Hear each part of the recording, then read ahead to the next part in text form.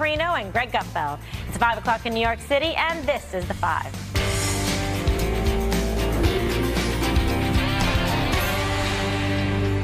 A big move by the Trump administration, its strongest message yet for jurisdictions that provide safe haven to illegal immigrants. Attorney General Jeff Sessions announcing a lawsuit today against the sanctuary state of California from its capital, Sacramento. California, we have a problem. The California legislature has enacted a number of laws designed to intentionally obstruct the work of our sworn immigration officers. That's why the department filed a suit against the state of California to invalidate these unjust laws and to immediately freeze their effect.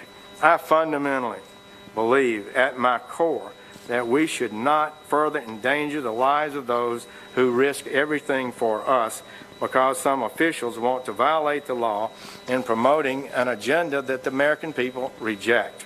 Sessions specifically called out the mayor who warned illegals last month that the feds were coming. The mayor of Oakland has been actively seeking to help illegal aliens avoid apprehension by ICE. So here's my message to Mayor Schaaf. How dare you needlessly endanger the lives of our law enforcement officers to promote a radical open borders agenda. California's governor responding with some fire of his own. This is really unprecedented for the chief law enforcement of the United States to come out to California and act more like Fox News than a law enforcement officer. This is a political stunt, and it's not about the truth. It's not about protecting our state. It's about dividing America. Oh, no, you didn't. All right. The state's getting a visit from President Trump next week as well. Okay, so let's go California, shall we, Greg? I was triggered by him, Mr. Brown. I believe there should be a sanctuary city for Fox News. An entire city, just like airports for CNN. Entire cities where all you can listen to is Fox News. In California, that's a true sanctuary city, a liberal city. Why not create cities for that? That's the problem with this whole story that they're with the mayor of Oakland. 3 words that make me giggle. If you follow the law and you're breaking the law, you realize that this could easily be reversed. People can do this to you, too. If you believe that this law isn't worth following, then somebody else can do that, too. For example, a sanctuary city for the unborn. I mean, the media would go apoplectic if you said, here's a city where we will not perform any abortions at all. That would not happen. That would not happen. But here, you can do that because you agree with this law. And I think what these battles are designed for is to create celebrities, right? If you stand up against evil Trump, you're going to become famous, especially when you're the mayor of Oakland, which is like you don't have any achievements behind you when you're the mayor of Oakland. So become famous by standing up to evil Trump. That's her achievement. All right, so Dana, what do you make of this? I mean, obviously it's symbolic. He's going straight to sort of the root of the problem, making an appearance there, talking about this, and it's been quite widespread in terms of the criticism of California, San Francisco in particular, as a safe haven for illegals. I think it's an interesting strategy and possibly a really good one for the federal government because at this point, they're on offense. And the state is going to be on defense. Previously, it had sort of always been like the feds were on their heels. Well, now, by filing this lawsuit, the state is going to have to show up and try to defend themselves on these cases. And I think, I'm not a lawyer, but I think the supremacy clause of the Constitution is going to bear out. But we know that the courts have been all over the place on this. So I think this is actually probably a useful exercise for us to find out, okay, where is the law actually on it? On the political side of things, everyone gets to rally. So Jerry Brown loved it today, and everyone, the Democrats will love this today. President Trump's people will have loved what Jeff Sessions did, and then they're going to get excited because the president will be there next week, and so it's setting up for like high noon at the border. The last thing I would say is I'm curious about the point of this mayor and the legal point about her tipping off her citizens that the ICE raid is coming. I don't know if it's illegal, but it doesn't have to be illegal for it to sound wrong. Okay, like that just sounds like the wrong thing to do. And if it was like if she was giving a heads up to a drug lord that the cops are coming and there's going to be a bust, that would be obstruction. because she's trying to help out the drug lord. This one, I don't know where this would actually end up, but it does feel like it's the wrong thing to do. Okay, Jesse. Sessions should throw the book at this mayor, because if this happens once and it's allowed, then everyone's going to do it. Like Right. you said, these mini celebrities. I'm glad Sessions woke up. I haven't heard from him in a while. This is good. I think Governor Moonbeam's going to go down here. The law is not on his side. His state is basically preventing the federal government from conducting raids and doing their jobs. They just did a raid the other day. I mean, look at some of these nasty Right. people. 232 illegals arrested. 180 of them convicted criminals. And look at some of the crimes. Serious offenses, child sex crimes, weapons charges, assault. Some of them had been back and forth over the border numerous times. So these aren't good people. These aren't just like regular farm workers that are trying to make a living. These are bad hombres. So keeping criminals in cities is dangerous and dumb. A kindergartner can understand that logic. I don't understand why the Democrats don't get that. States have clashed over issues for years. I mean, over pot, over marriage, over voter ID with the federal government. Now it's over immigration. The difference here, it's about public safety. And let's just pretend something, Juan. If some local gun dealer wasn't complying with the federal background checks when they sold weapons, they say, you know, I don't agree with that. I don't like the database deal with the FBI. I'm not even going to check it. And I'm not going to cooperate. It's the same kind of thing. It's dangerous. The Democrats at least should admit that they're pro-open borders and pro-illegal immigration, because everybody would eventually know. I see. Well, that's very Two interesting. different viewpoints, but Yes. both in purple ties. Interesting. Bad hombres. Is it Yes. Cinco de Mayo? Maybe you and Trump can have tacos for lunch. I just think this is so absurd. In the first place, the mayor of Oakland is not getting in the way of the law. She's not stopping them from conducting their raids. Not at all. She tipped them off. And in fact, no. What she did was she informally learned that these raids were coming, and to deal with the high level of anxiety right now in the immigrant community, and specifically Oh, these in the poor Hispanic- illegal alien rapists gonna are allow- getting anxious. Oh, yeah. I mean, come on, Juan. These are the Leslie, people I tell you're you what. sticking up for. I tell you what, let's have the American rapist. Let's get American rapist off the We're doing permit. both. Okay. But here you have a situation where there are three things at stake, according to Xavier Becerra, who's the Attorney General of California. He says that you're not going to allow cops to ask people about citizenship. So it's not like papers, please, if you stop somebody at a stoplight. No, you can't just start asking people that. Two, no workplace raids without a subpoena or a warrant. And finally, no contract with for-profit organizations that come in and grab people and hold them for the feds. This is not interfering with the federal government, not interfering with ICE. Yes, it This is. is simply saying that local money and local authority understands that, as Jesse said, this is a public safety Yeah, issue. it is. And you want the immigrants in your state, in your city, to cooperate with police and not be Listen, afraid you're not that they're going to going to get be deported for dropping a dime, unfairly. Juan. That never happens. Oh, let me That's just never, tell you if something. you snitch, That's that's not a good what we're thing, talking and they're going to about. keep you here. They're not But going let to me just deport say, you for snitching. allow me Okay. to make my larger point on this, Okay, which is larger point and then that legal I point. think that this is a distract. I think one Sessions, who I'm surprised that you're putting down Trump's Attorney General, but that's okay, I Jesse. just haven't heard a lot from Well, him you call him No, Mr. they're Magoo, currently in a whatever, but rift. I'm going to That's why say he's doing it. He maybe got you're the onto talking something. points. Maybe he's appeasing President Trump and setting up for his visit next week because he feels like maybe this Maybe he he's can. doing You don't his think job, Jeff Sessions Juan. believes that? No, I do, but I think maybe he right now is pushing this suit because that's the news of the day, the suit, Dana. The second thing I'd say is maybe he doesn't want people to focus on why his wife got into this country on a so-called Einstein exception. Einstein? Really? She's an Einstein? You don't think she's smart? No. Yeah, she is And very how smart. about She how her speaks a lot parents? of Just 'cause she's a languages. woman. How did her parents get in here? Oh, chain migration. I thought he hated chain, but not when it's him, not when it's I his think family. Melania qualifies for merit-based. Oh, yeah, is that right? Einstein. I would say merit-based I think with you should Melania. get the Take Einstein. it Pretty easy. talented. Take it The easy, interest, Jesse. there still isn't any credible Yeah. statistics that talk about how such this issue affects cooperation with police. At least I haven't seen it, and I've been looking for it.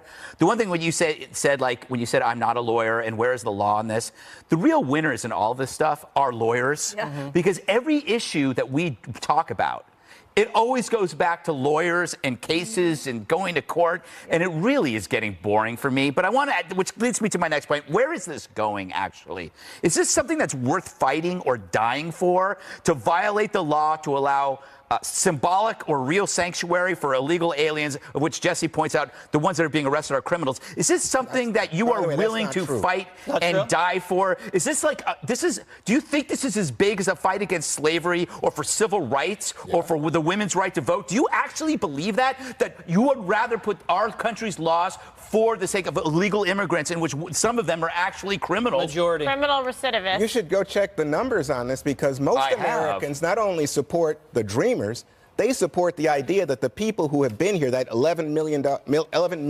population, should be allowed to I support the Dreamers. We're not talking about that. We're talking about breaking the law. He's talking about a very, very different group. Let's please distinguish between the Dreamers and people who are criminal predators, that are criminal recidivists, that reoffend. Remember the argument, Juan, you use whenever we talk about radical Islam and you accuse us of tainting all of Islam? Yeah. You're doing that. No. Yes, fact, you are. No, but listen, when we talk about, I was just saying to Kimberly was, all the people who are here illegally, and I hope you hear this, Jesse, are not criminals. Okay, well, we're not all Muslims are radical terrorists. That's the argument that we use. But how about the people, the God-fearing people, law-abiding people that come into this country from other countries and they obtain citizenship? Get in line. Like my father came in from Ireland and served in the military. Okay, then my mother moved over from Aguadilla in Puerto Rico to San Francisco. Okay. Worked hard, worked jobs in the city, worked as a teacher, did the whole thing. They weren't trying to violate any laws. They weren't committing any crimes. So, there's a healthy interest, believe me, on part of the Latino community, of which I am one of the members, to make sure that the laws are upheld in this country. That is the right thing to do, to be law-abiding and respectful of those that want to come in. You can still have an open policy while respecting the laws on the book. And you have the two best parades. They are a little unruly, right? No, they're the best. They're the best. I know. I'm all for those We can parades. all concur with that. You got to watch out for ICE agents at the parade, though. Oh, my God. There's always a Debbie Downer or a Debbie Warner in the crowd.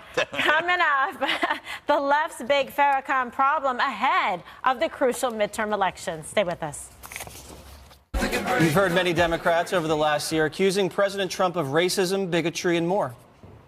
He claims that he's bringing people together, but make no mistake, he is a dangerous, unprincipled, divisive, and shameful racist. The reason he is reluctant to denounce white supremacy and neo-Nazis and Klan members is because he has some level of sympathy for them. We have elected a bigot as president. What are we going to do about the fact that we have a president in the White House who has on many occasions made comments that had racist and bigoted overtones? Those same lawmakers are radio silent on racist anti-Semite Louis Farrakhan, who delivered yet another disgusting hate-filled tirade. White folks are going down, and Satan is going down. And Farrakhan, by God's grace, has pulled the cover off of that satanic Jew. And I'm here to say, your time is up. Your world is through. Wow. At least 7 House Dems are known to have direct ties to the Nation of Islam founder. The Republican Jewish Coalition is now calling on them to resign. So, Juan, should they resign? No. Why not? Well, first of all, Louis Farrakhan is a cult figure. In fact, in recent years, they do business now with the Scientologists and the Dianetics and all that. Let me just tell you, it's a cult figure. So among black Americans, I think people view Louis Farrakhan as sort of a marginal figure, but one who, if you go back to Malcolm X and the like in the Nation of Islam, has always stood up for black people and promoted the idea that even if you're in prison, if you're destitute, you can be pulled up, and said, in face of racism, black people are good. In fact, where the Jewish community would say that they are the chosen, Farrakhan says, oh no, black people are the, so it gets into that kind of dynamic. Okay. But I'm the only one, I think, sitting at this table who's attended a Savior's Day speech by Louis Farrakhan. You sure you want to say that one? It's the truth. And interviewed Louis Farrakhan. Okay, well. And let me just say that I think it's such an intriguing thing that you would say, here are people who are complaining about the President of the United States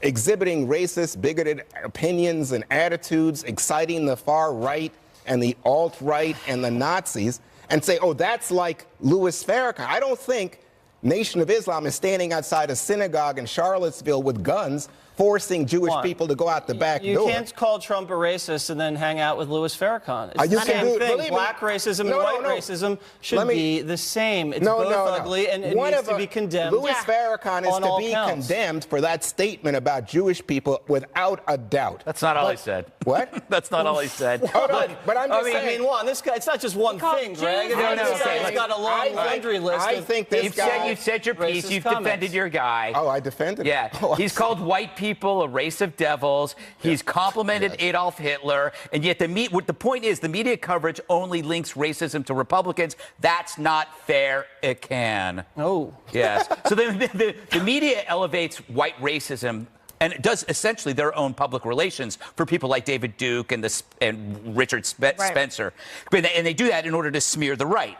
But what they do is, and what Juan has said when he describes Farrakhan as marginal, that's the strategy. You say, well, that's just marginal because you don't want your bad eggs on your side of the political fence to smear your party. So you say, oh, we don't take him seriously. He's just a cult figure. But your guys over there, David Duke, he's not a cult figure, or some dude who organized a stupid march. He's actually got real power. Sorry, Farrakhan's been around for what, 50, 60 years? He's got real power. He's got real power. What power? Is he endorsing a presidential candidate? I think, he's been pictured with presidents.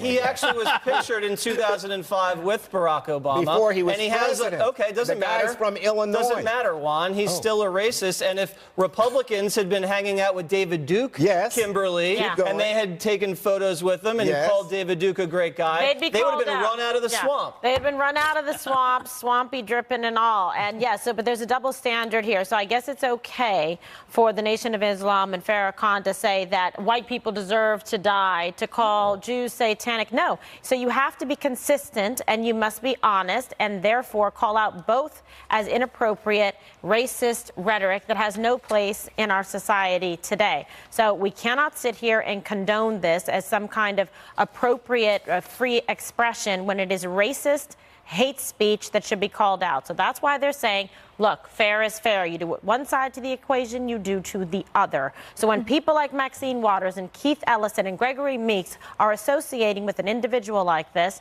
that is inappropriate. Where are their statements? Where is their disavow? Do you think that they're going to have to pay any price for their association with Louis Farrakhan?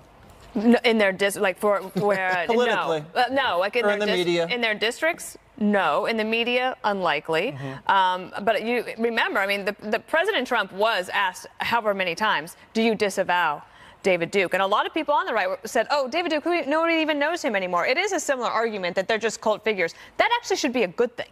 Okay, like if they're actually not having an impact, fine. Like, so I don't know. I don't think David Duke has any power. And I think Louis Farrakhan does certainly have a following. That doesn't necessarily give you power. And I didn't hear Juan defend him as a person. And I understand why you would have gone to the speech if you were reporting on it and you were interviewing him. My point is that the media should afford. I agree. The best way you deal with marginal racist cult figures is to ignore them. Right. But the media does not ignore them. They ignore one side, but they do not ignore the other. They prefer to bury the bad eggs on the side that they are most affiliated with, and then they play the bad eggs on the other side as something bigger. Greg, seriously.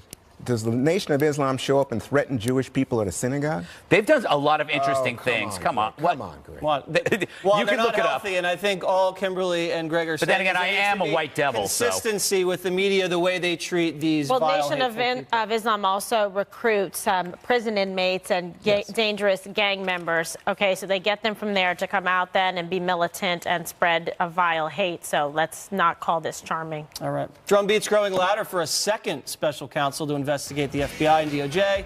Developments up next.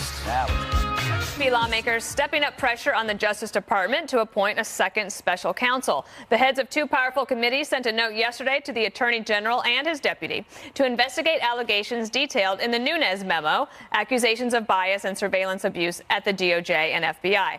Here's more from Trey Gowdy and Bob Goodlatte. What changed for me was the knowledge that there are 24 witnesses that Michael Horowitz, the Inspector General, would not have access to. You have only one conclusion, that's special counsel. Was abused by a gathering of information from a very suspect source, not disclosing that information to the court, and in my opinion, getting authority to look into the background of an American citizen's life on questionable circumstances. I think that in order to set the record straight, clear what is going on at the FBI, and make sure this does not happen again, we need to have an outside special counsel investigation. Let me read from Adam Schiff, the ranking Democrat on the House Intel Committee, says this may help serve the president's interests, but does nothing to serve the national interest. And Kimberly, it is unusual for the executive branch to try to cede ground and power and turn it over to the executive branch. That's not typically how these things go. Executive to the legislative? Yeah, whatever. I gotta what you do to one equation, you have to do to the other. Yes, I learned I love that in it. the last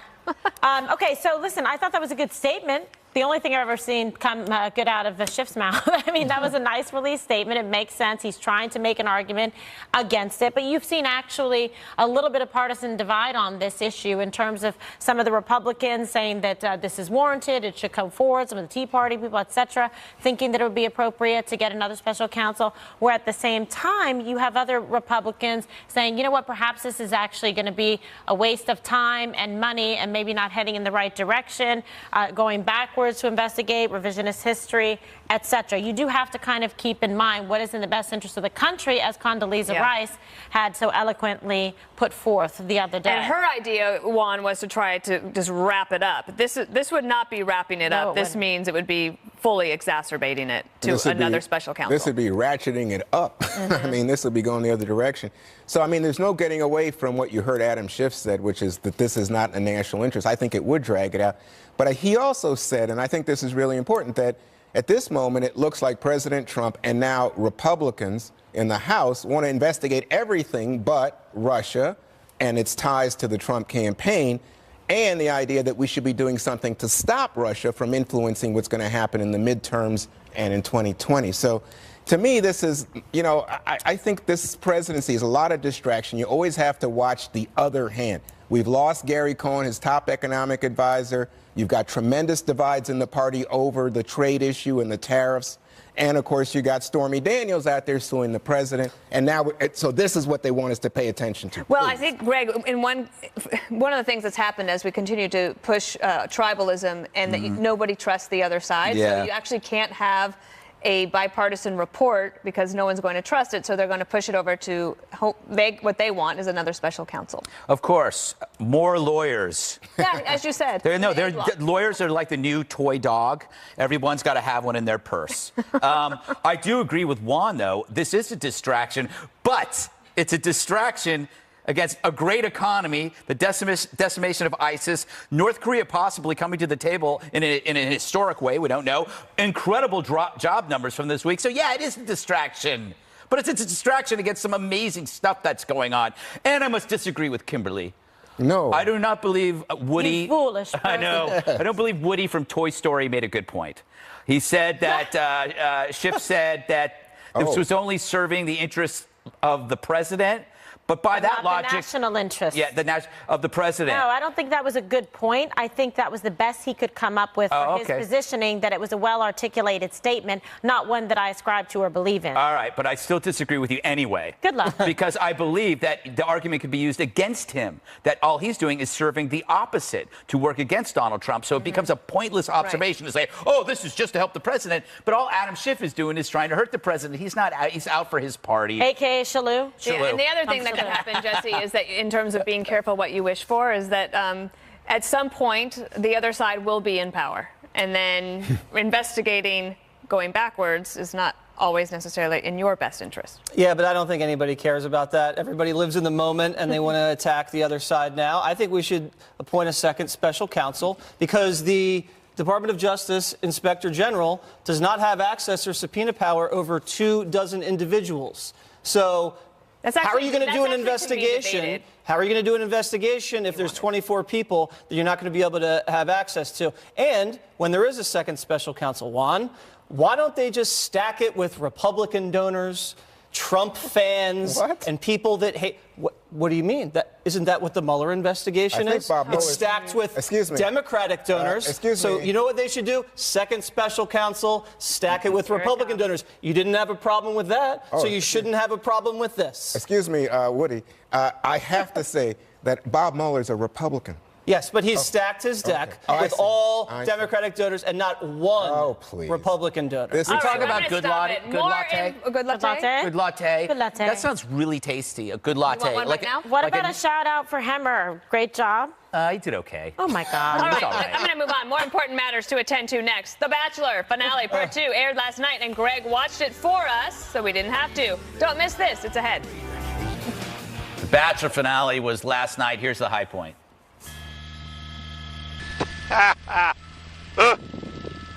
We just made a big circle.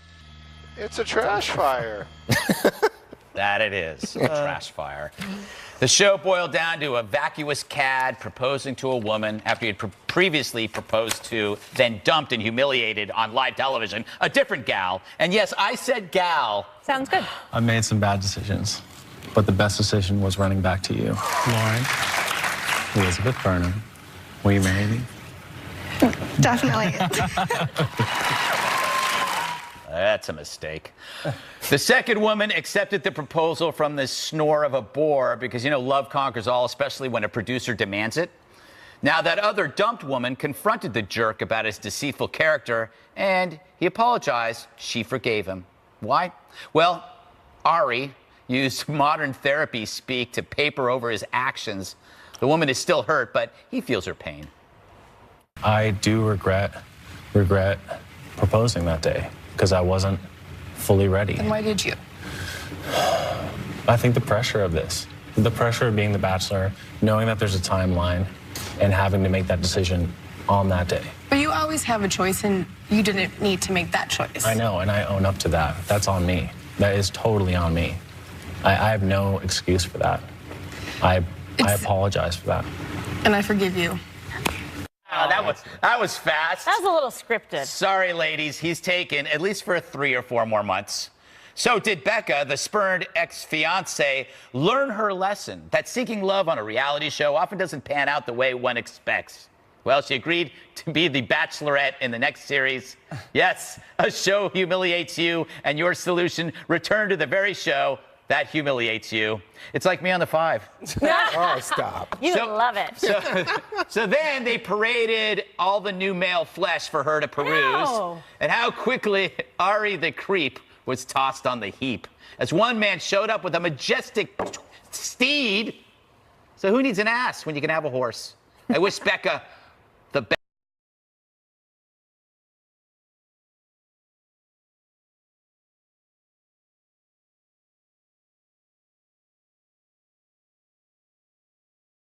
Jeez Louise. I have a feeling I'm only going to be asking myself questions. You often do. Yes. So, Greg. Show the world. No, but you know what? This is Kimberly, this is Yes, I'll help you. Yes, the story is as old as time itself. Well, I mean, look, they have to make it, whatever.